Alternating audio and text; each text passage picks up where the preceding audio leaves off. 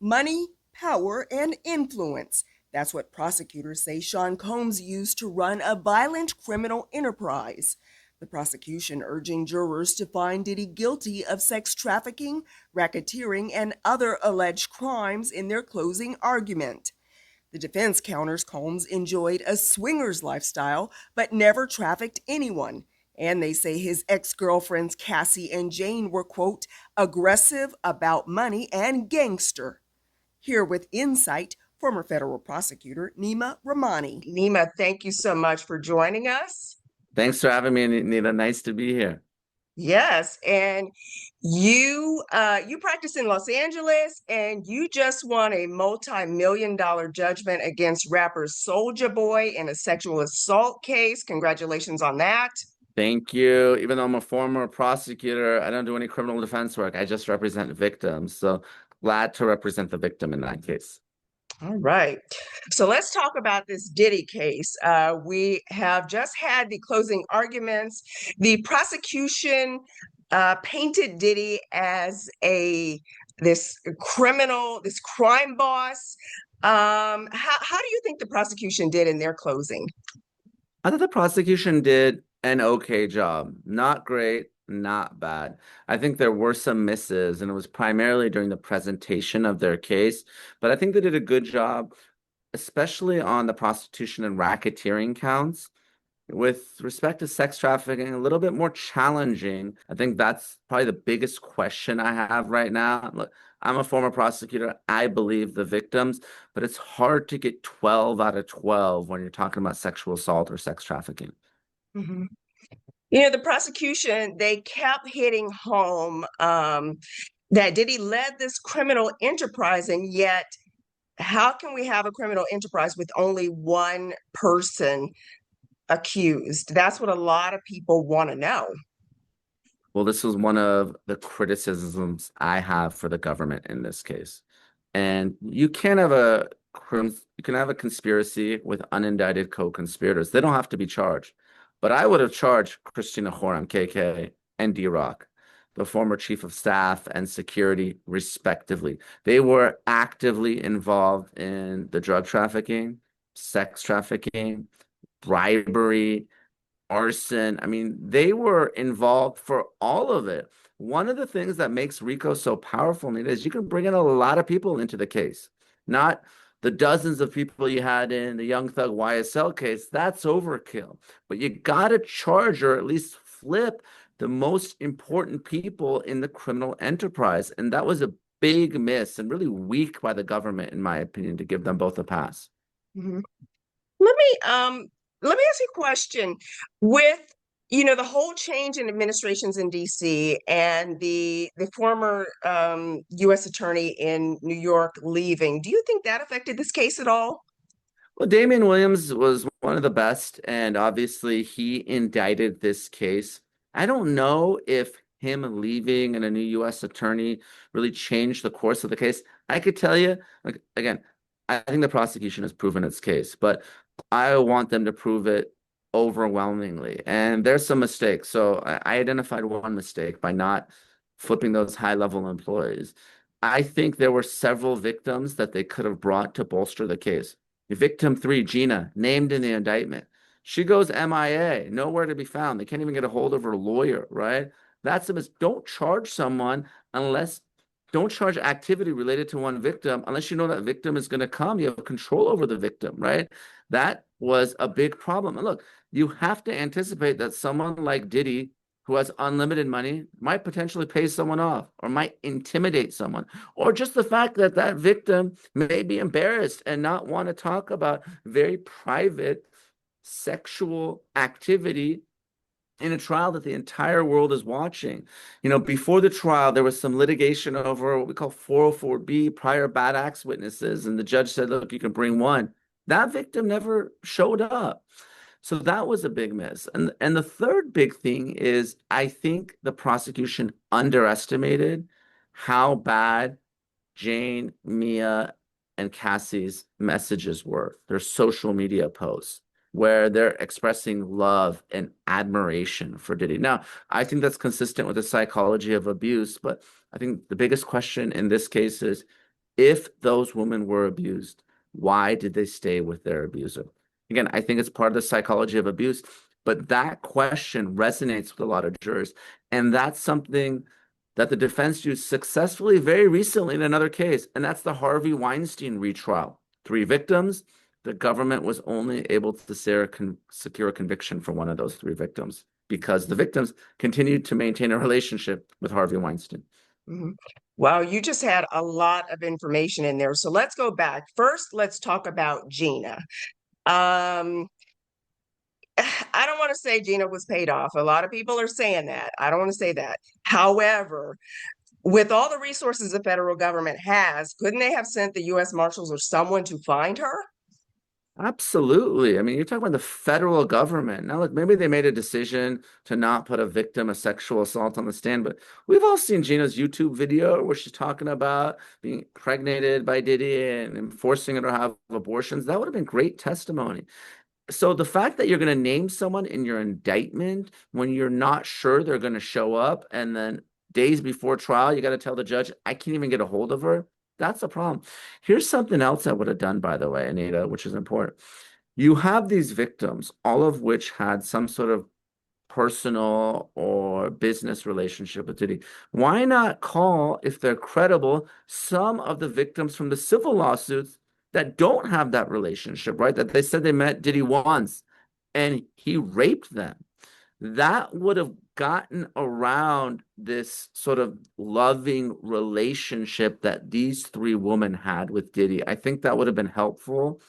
And again, I think that was a miss by the government. If they can't get convictions across the board, there's going to be a lot of second guessing and Monday morning quarterbacking from people like me. Maybe it won't matter, but if it does, then I think this was a mistake. Mhm. Let's talk about KK, Christina Coram. If Diddy is convicted, do you think, as a former federal prosecutor, that Christina will be charged? I don't think so. Already you had to put these women on the stand to talk about the most graphic, explicit, intimate details. I don't think you're going to do it again. I think they should have charged her initially, or they should have flipped her. To go through this whole process again, spend months to go after KK doesn't make sense. I would have done it on the front end. Just a huge waste of resources and juror time. Again, I'm not saying she's not liable and responsible. I think she should either have been a witness for the government or someone who was prosecuted. But I can't imagine going through this whole thing again just to get KK or D-Rock or someone lower on the totem pole. All right. I'm kind of surprised you said that. Let's talk about the defense's closing. Defense attorney Mark Agnafilo, he basically painted Diddy as this person who, was behind diversity, equity, and inclusion Yeah. before it was a thing. Yeah. That he gave these young people of color these job opportunities, and that he was a swinger. That was his lifestyle, but he didn't traffic anyone. It was all consensual. What are your thoughts on his closing? Yeah, it was and is an effective closing. He's one of the best there are. He's really a kind of an icon in New York criminal defense. His wife, Karen Friedman Agnifilo, is representing Luigi Mangione. So kind of an all-star husband and wife attorney duo. We can go through the arguments he's making. With respect to the DEI argument, he's saying, look, you heard from these six assistants of Diddy, and they all appreciate him and they admire him and they're loyal to him. Here's someone who treated his employees, he wasn't an easy person to work for, but he gave them opportunities that maybe other people wouldn't have given. And that's why even though they're compelled to testify, many of them testified under a grant of immunity because the judge made them. They still had nice things to say about Diddy. So, with respect to the swingers lifestyle, I mean, I expected that to be the defense the entire time. We heard that in the defense's opening statement. I don't know if it was necessarily swinging. I'm not an expert on this, but I think it's more of a cuckold defense where basically you like to watch your partner have sex with other men. Certainly something atypical, but they have to have an explanation for this. When you have someone like Jane say 90% of the time I had sex with Diddy, first I had to have sex with other men, sometimes multiple men while he watched and masturbated. That's what turned him on. So What they're trying to say is it's not trafficking. This was actually, swinging or whatever. It's a freaky lifestyle. That doesn't make it unlawful if it's consensual. Mm-hmm. Were you surprised that the defense did not call a single witness? I was. Originally, they asked for 2 weeks for their case in chief. Then it kind of went down to 2 days. And ultimately, it was just 30 minutes with no witnesses. And it was just putting more text messages into the record where Cassie and Jane, they're contacting the escorts, right? Scheduling hotel nights or freak offs, even paying them, zelling them, cash apping. So either Diddy is a criminal mastermind that, got his victims to do the dirty work to make it seem consensual, or these were willing participants in the freak offs. And I think the freak off videos themselves are going to be very important. Obviously, we can't see them. We haven't seen them, but the jurors spent a lot of time watching them. And the defense played a lot of those videos. I think, I'm just guessing, that it showed the woman enjoying themselves sexually or seeming to do so. There was some discussion of whether the orgasms were real or fake. So I think you are potentially having those videos help the defense. Again, if from a reasonable person, it seems like it is consent and it's not rape, it's resentment, regret, not sexual assault. I was wondering, did they show too many of those videos to the jurors? Potentially, yes. I mean, I think we almost people in the courtroom that I know that were tracking time was about an hour, when it was all said and done of freak off videos. That's a lot of sex to watch, other people having sex. Maybe in the beginning, it might have satisfied their morbid curiosity, but having to watch pornographic videos in a courtroom with your headphones on for an hour seems like a lot, in my opinion. But the prosecution played portions, so the defense has the right to play the entire thing. It's the rule of completeness, or what they thought would give the jurors a full sense of what was happening. So there were a lot of freak off tapes, and the jurors saw plenty of them. Mhm. Let's go back to the prosecution. They called 34 witnesses. I'm no attorney, I'm a journalist, but I got to tell you, if I was on that jury, I would not want to have to sit and listen to 34 different people talk.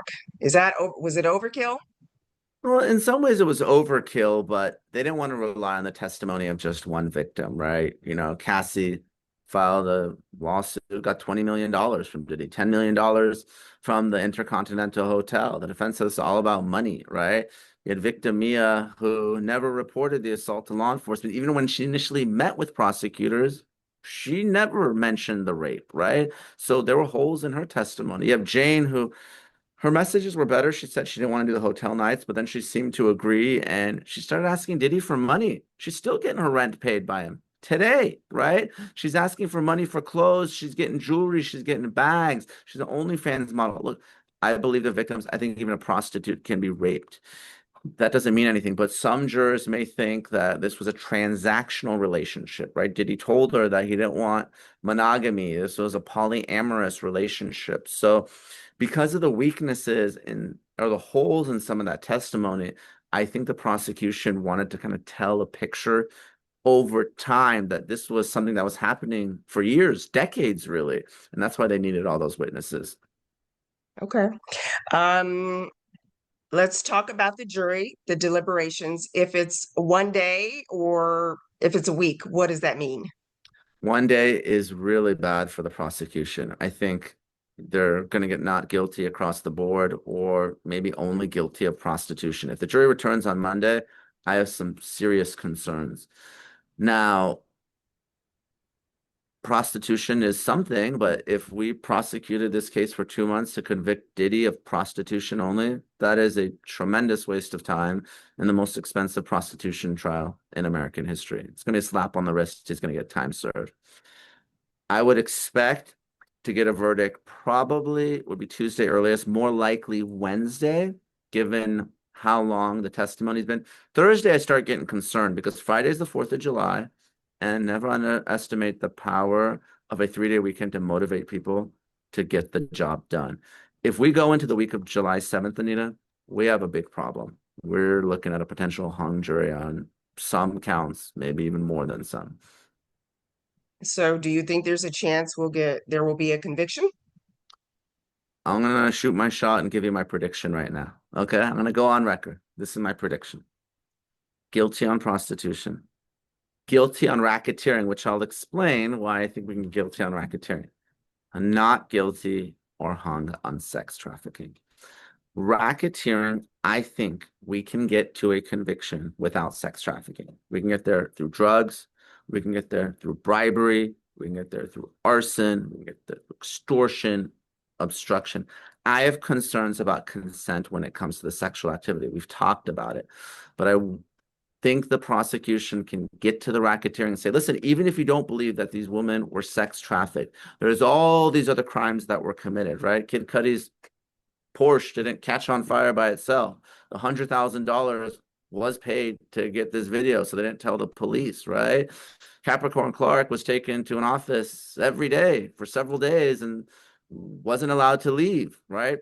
And she had to take a lie detector test, right? We've obviously seen Cassie being beaten and dragged around. So I think that you can get to the RICO without sex trafficking. So I made my prediction. We'll see you next week. All right, Neama Rahmani, former federal prosecutor, I'm going to hold you to that, and I will contact you, and we'll see if you're right. We'll see. If I'm right, we got to run that tape. If not, you got to burn it. All right, Neema, have a great day. Thanks. Talk to you soon. Okay, bye.